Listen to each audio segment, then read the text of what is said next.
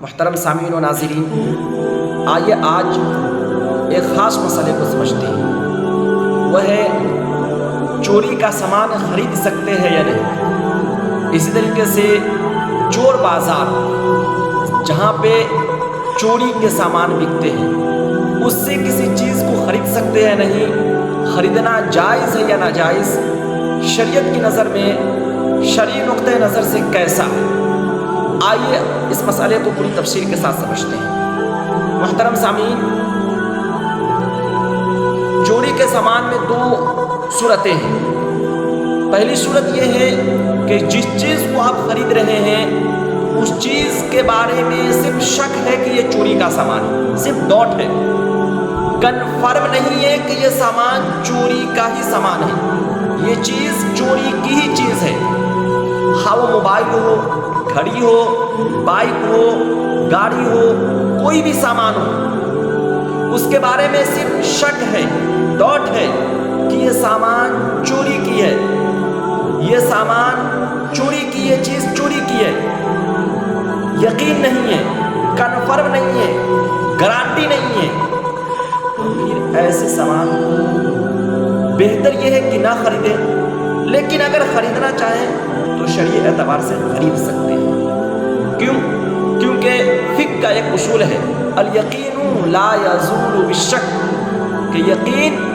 شک سے زائل نہیں ہوتا، کوئی بھی مسئلہ صرف شک سے زائل نہیں ہوتا، تو اگر صرف شک ہے تو سامان کو خرید سکتے ہیں۔ یہ الگ بات ہے، اپنا خریدیں تو بہت اچھی بات ہے، یہ تقوی والی بات ہو گئی، لیکن آپ شرعی مسئلے کے روپ سے آپ خرید سکتے ہیں۔ دوسری صورت یہ کہ کنفرم ہے، یقینی طور پر یہ بات معلوم ہے، گارنٹی ہے کہ یہ سامان چوری کا ہی سامان ہے، یہ چیز چوری کی ہی چیز ہے، تو پھر اس صورت میں اس کو خریدنا جائز ہے، اس سامان کو خریدنا ناجائز ہے۔ اب ناجائز کیسے ہے؟ ناجائز ہونے کی دو وجہ ہے۔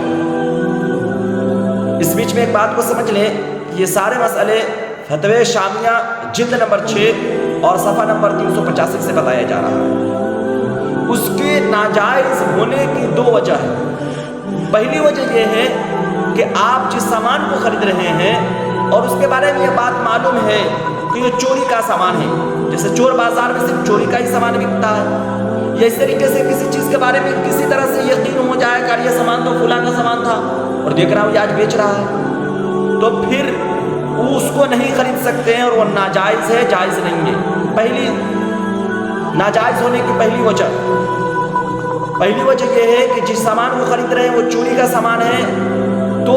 آپ نے اس کا مالک ہی نہیں بنا، آپ خریدنے کے بعد بھی آپ اس کے مالک نہ بنے، تو جب مالک نہ بنے تو ایسا سامان جو آپ کی ملکیت میں نہ آ رہی ہو، دوسری کی ملکیت میں ہو، اس کا استعمال کرنا جائز نہیں۔ لہٰذا جب چوری کا سامان خریدا تو آپ کی ملکیت میں آ ہی نہیں، تو پھر اس کے استعمال کرنا جائز ہوا نہیں، جس کی وجہ سے اسے خریدنا جائز نہیں۔ دوسری وجہ یہ ہے کہ آپ اگر چوری کا سامان خریدتے ہیں تو چور کو اور چوری کے ماحول کو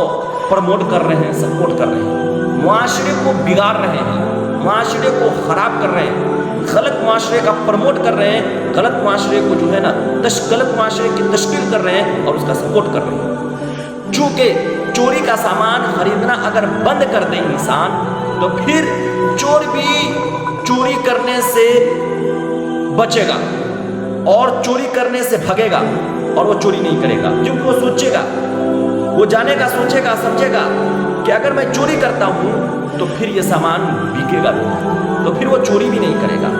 لیکن اگر ہم چوری کے سامان خریدنا شروع کر دیتے ہیں تو پھر چور چورانا بھی شروع کر دیتا ہے۔ تو دو وجہ، ایک یہ ہے کہ چوری کا سامان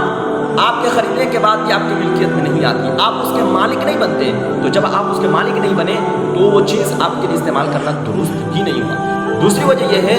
کہ آپ جو ہے نا غلط معاشرے